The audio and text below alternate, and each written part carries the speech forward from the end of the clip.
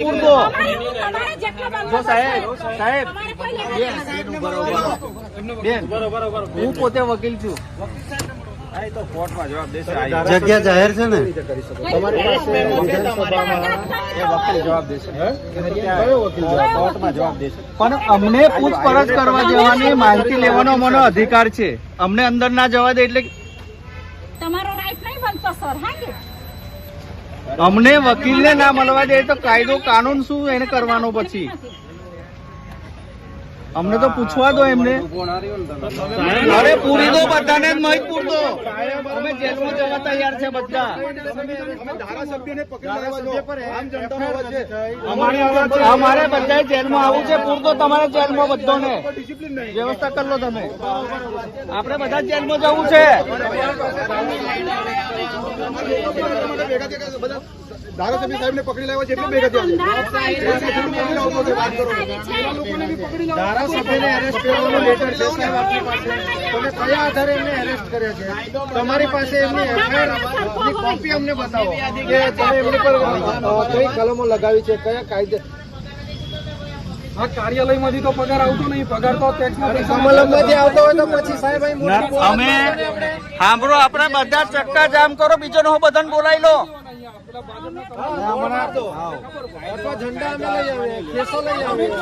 અમે કઈ કાયદો હિન્દુ મુસ્લિમ કાયદો હાથમાં લેતા જ નહીં સાહેબ.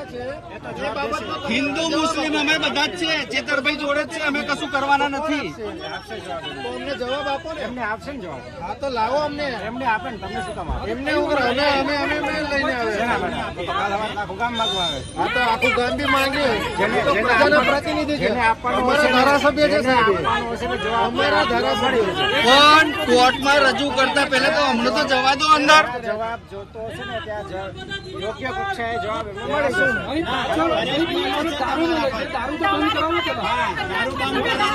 એવું કહો તમે. પેલા તમારા સાહેબ ને એવું કહો કે પેલા વકીલો ને અંદર આવવા દો. પછી બીજી માથાકૂટ કરો તમે. સાહેબ આટલી બધી ભાજપની ગુલામી ના કરશો. ખરેખર મેં કહું છું. અરે આ ગુલામી છે ને. આટલી બધી પોલીસ બંદોબસ્ત તમારી નોકરી અહીંયા ગાડી હમણાં જ્યાં છે ત્યાં નોકરી કરવા જાઓ. હમણાં મોહરમ ચાલે છે તો ત્યાં જવાની જગ્યાએ આટલો બધો સાહેબ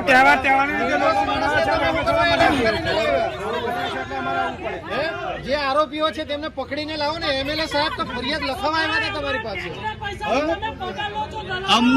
અમને એકવાર ભાઈ પણ સાહેબ જે હકીકત છે એ જ કહે છે. અમને બધાને સંગીતોને સાહેબ અમને પણ બંધારણીય ભાષાનો ઉપયોગ કરો. ગેરબંધારણીય ભાષા નહીં વાપરતા હોય. અરે અમાર બધાને જેલમાં ગાલ દો તમે. છૂટી છે. અમે જવા તૈયાર છે. અમને વકીલોને જવા દો અંદર પૂછવા. શું બન્યું છે પેલા આવ્યા પેલા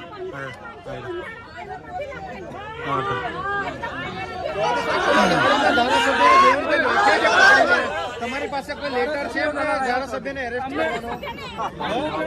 તમે ધક્કો મારીને જેવી રીતે તમે એમને ગાડીમાં બેસાડો છો, બરાબર, તમારી પાસે કોઈ એરેસ્ટ હોય વિધાનસભામાંથી કોઈ લેટર લઈને આવ્યો તો તમે અમને કહો. તમે કઈ રીતે એમને ધક્કો મારીને જવાબ આપી દેશો? અમારા પ્રતિનિધિ છે. અમને અમારા પ્રતિનિધિ છે. તમારે અમને જવાબ આપવો પડે. તમને આપવાની જવાબદારી નથી. જે આરોપી છે તે લોકોને તમે અમને સાહેબ એકવાર ચેતનભાઈને મળવા દો. એક વકીલ તરીકે કહું છું કે રંજનભાઈ વકીલ તમારે પછી અમારે કાઢી મૂકો તો અમે નીકળી જઈશું. અમે સામાન્ય પ્રજા નથી. જો ભ્રષ્ટાચાર કરીને હપ્તા લેશો તો પછી નુકસાનમાં રહેશો. આ જાણી લો.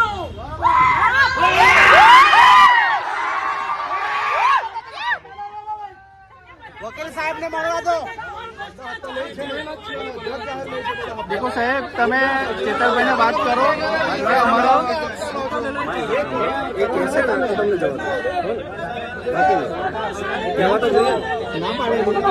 જરૂર નથી તો પછી આ ફેમિલીને બેસાડી રાખવાના. એમને ભાઈને કેવી રીતે બેસાડી પછી ને જશો પછી અત્યારે જરૂર નથી. તમે ધારાસભ્યને કઈ રીતે એરેસ્ટ કર્યા?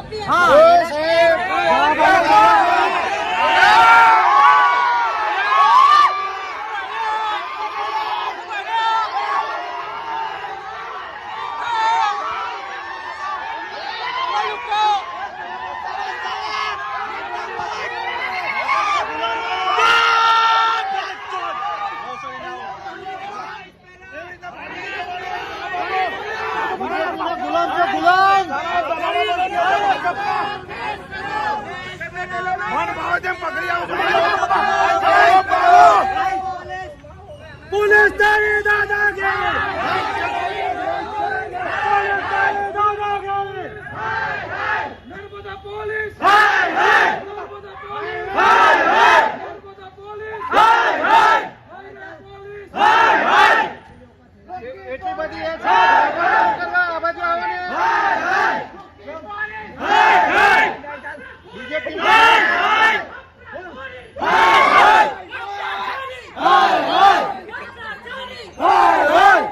ગઢવી પોલીસ ચૌધરી પોલીસ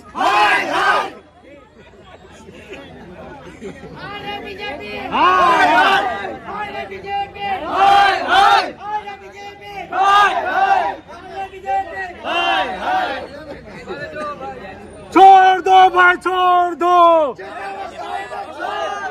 छोड़ दो भाई छोड़ दो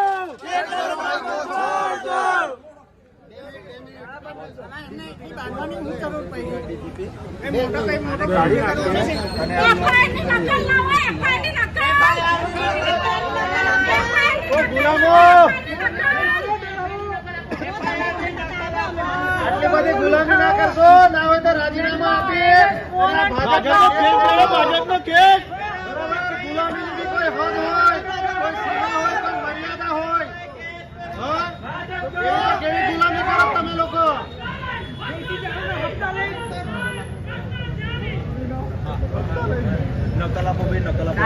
ભાજપના ગુલામ બની ગયા છો એકલા.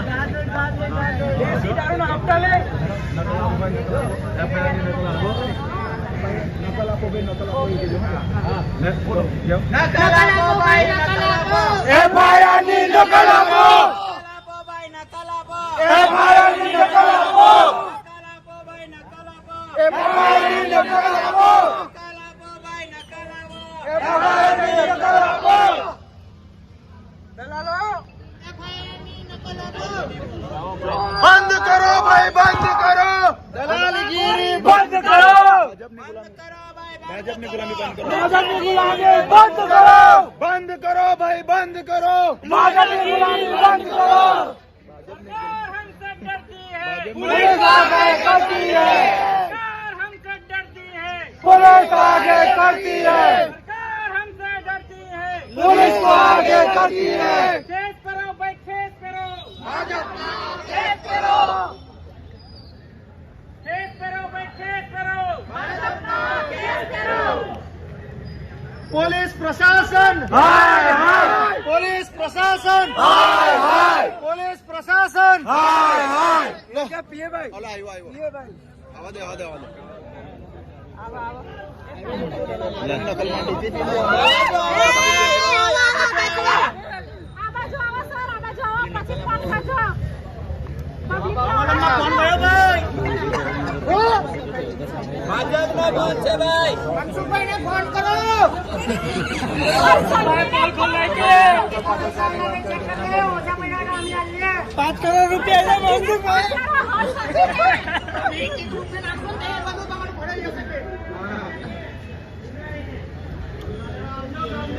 ₹5 કરોડ ખરું પડશે. દારૂના હપ્તા લેવા જાવ. તમે પેલા કેસો તો ખરા, કોઈ કેસ વગરના માણસને તમે પકડી જાઓ.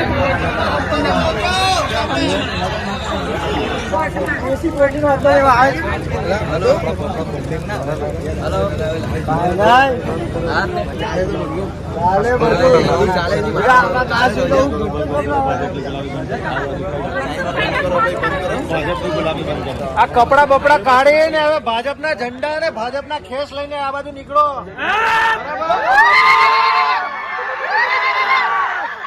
ભાજપની ગુલામી કરવાની બી કોઈ લિમિટ હોય. પ્રજાના પૈસાના ટેક્સના રૂપિયાથી તો આ તમને આ પગાર મળે છે. હા? બંગડીઓ પહેરી દો, બંગડીઓ.